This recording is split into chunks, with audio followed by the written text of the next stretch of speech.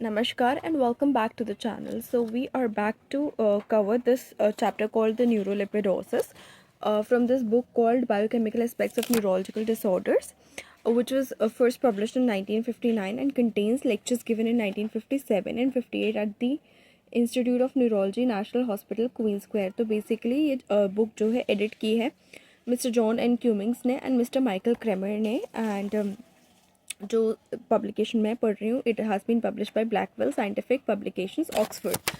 तो ये last year हमने ये बुक शुरू की थी एंड हम इसके चैप्टर्स ख़त्म करते जा रहे हैं ऑलमोस्ट 2-3 बचे हैं अभी भी। लेकिन सो न्यूरोलिपिडोसिस हमने चैप्टर शुरू किया था एंड जिसकी पहली वीडियोस मैं नीचे अटैच कर दूँगी, आप वहाँ जाके देख सकते हैं।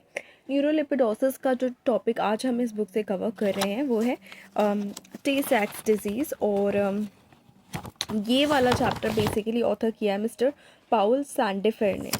तो टे सैक्स डिजीज़ की पैथोलॉजी क्या होती है, ऑथर का कहना है कि इस वाली डिजीज़ में ब्रेन जो है ज़्यादा भारी हो जाता है, बल्कियर, हैवियर एंड फर्मर हो जाता है to the prodding finger than normal.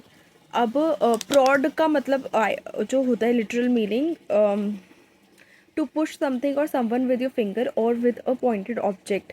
और प्रॉडिंग फिंगर जो है बहुत बार ट्रिगर फिंगर से भी रिलेट कर देते हैं, लेकिन जब हम यहाँ देख रहे हैं ब्रेन तो हैवियर लगेगा, इस पेशेंट का बल्कियर लगेगा, फर्मर लगेगा।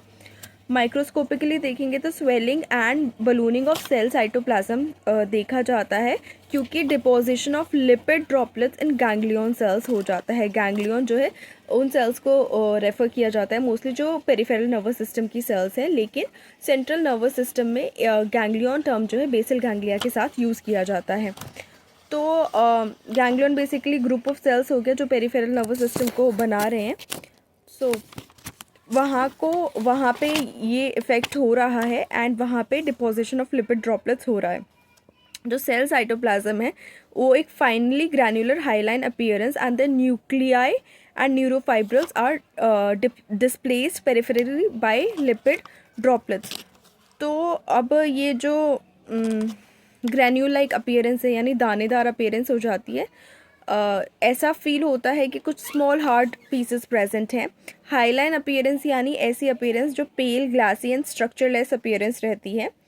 और ऐसी अपीयरेंस के साथ साथ वहाँ पे है न्यूक्लियाई और न्यूरो फाइब्रल्स का displacement peripherally by lipid droplets. तो neurofibrils basically thread like protein filaments होते हैं that are part of nerve cells और साइटोप्लाज्म ऑफ नर्व सेल के प्रेजेंट होते हैं। देन अगेन न्यूक्लियस भी साइटोप्लाज्म में प्रेजेंट होता है, तो दोनों ही चीज़ें डिस्प्लेस हो जाती हैं लिपिड ड्रॉपलेट्स द्वारा। उसके बाद डिसइंटीग्रेशन हो जाता है उन चीज़ों का, later they disintegrate and the Nissl's substance gradually disappears. Nissl substance जो है वहाँ पे जो नर्व सेल्स का पार्ट होता है वो डिसअपियर हो जाता है बाद में, क्योंकि ऑब्वियसली सेल डिस्ट्रक्शन हो रहा है। तो जैसे जैसे डिजीज़ बढ़ रही है बाकी चीज़ें भी उसके पैथोलॉजी के अकॉर्डिंग बढ़ती जा रही हैं। तो निजल सब्सटेंस यानी Nissl bodies that are discrete granular structures in neurons that consist of rough endoplasmic reticulum, तो वो भी डिसअपियर होने लग जाते हैं। उसके बाद dendrites are scanty and beaded by swellings. Dendrites यानी जो प्रोजेक्शन निकलती हैं उससे न्यूरॉन्स से, structures of neurons which conduct electrical impulses towards the cell body of the nerve cell.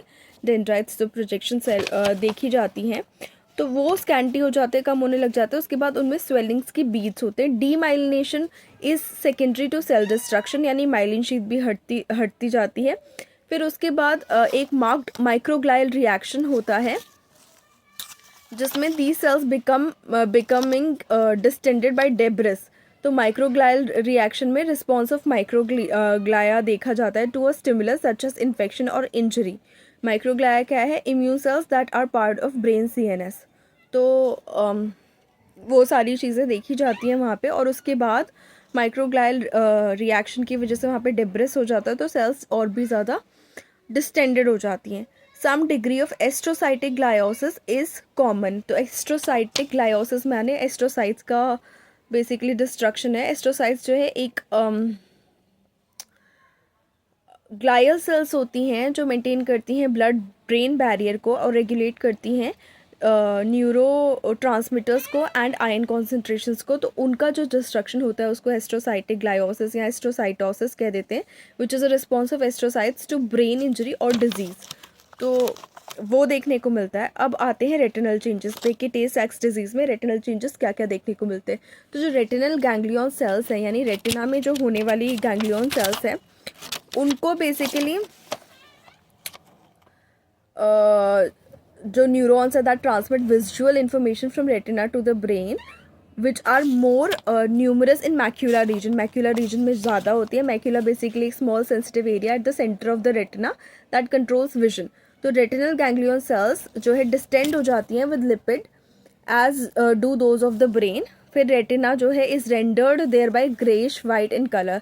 अब वो डिस्टेंडेड हो गई, इस वजह से रेटिना का जो कलर है वो ग्रेइश वाइट हो जाता है। फोविया जो है डिन्यूड हो जाता है of nerve sales becomes transparent. मतलब फोविया में जो नर्व सेल्स होती हैं वो हट जाती हैं और उसकी वजह से वो ट्रांसपेरेंट हो जाता है। फोविया क्या है?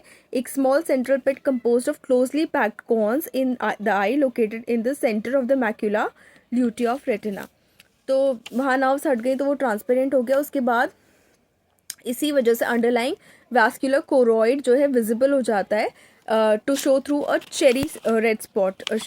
जैसे कि लाल चेरी का स्पॉट हो, ऐसे कोरॉइड दिखने लगता है। एक कोरॉइड एक थिन लेयर ऑफ टिश्यू है that is part of the middle layer of wall of the I between the sclera which is the white outer layer of the I and retina which is the inner layer of nerve tissues. तो उन दोनों के बीच में वो दिखने लगता है। Optic nerve का degeneration secondary to nerve cell loss होता है। Outer nuclear layer of the retina, the pigmentary layer and the layer of rods and cones are all spared. मतलब कौन कौन सी चीज़ें कोई इफेक्ट नहीं। Outer nuclear layer of retina, pigmentary layer and layer of rods and cones. Rods and cones basically वहाँ पे जो लाइट सेंसिटिव स्ट्रक्चर्स हैं वो है। रॉड्स जो है हाईली लाइट सेंसिटिव होते हैं, सिंगल फोटॉन्स को भी डिटेक्ट कर पाते हैं और डिम लाइट में फंक्शन कर लेते हैं लाइक एट ट्वाइलाइट। लो स्पेशियल रेजोल्यूशन होता है and do not mediate colour vision. वहीं कोन्स जो है लेस लाइट सेंसिटिव होते हैं, इसलिए मोर लाइट चाहिए होती है उनको फंक्शन करने के लिए। उसके बाद ब्राइट लाइट में फंक्शन करते हैं क्योंकि वो एक्टिवेट होने के लिए चाहिए होती है। हाई स्पेशियल रेजोल्यूशन है and can detect colours responsible for high spatial equity.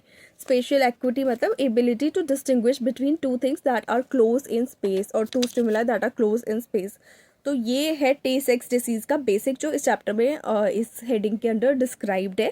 तो बेसिकली जहाँ हो रहा है वहाँ इनके अंदर क्या क्या चेंजेस आ रहे हैं सेल्स में वो ऑथर ने डिस्क्राइब किया। नेक्स्ट जो इन्होंने डिस्क्राइब किया है वो है बेटन्स डिजीज़, जो हम नेक्स्ट वीडियो में करेंगे। So thank you so much for staying on this channel. Please like the video, share the video, subscribe to the channel. Thank you.